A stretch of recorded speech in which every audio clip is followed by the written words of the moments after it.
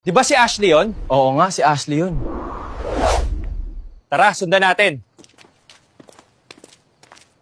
Pare, nandito pala yung kalahating katawan ni Ashley. Oo nga, pre, ang sexy. Alam ko na iniisip nyo, pre.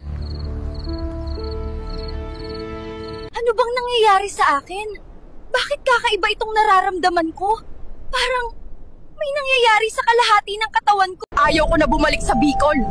Nung binalikan ko yung kalahati ng katawan ko, nakahubad na! Mga paralusi talaga kayo! Matulog ka na. Wala ka namang kachat. Kikikikikiki. Hindi na ako babalik dyan sa Malvar, Batangas. Natagpuan ko ang kalahati ng katawan ko, nakahubad na! Pinatawag ko ulit kayo kasi pupunta naman tayo ngayon sa Senado para tapusin ang mga buwayang mga senador. Sugod mga kampon, kunin ang mga buwaya lang na senador!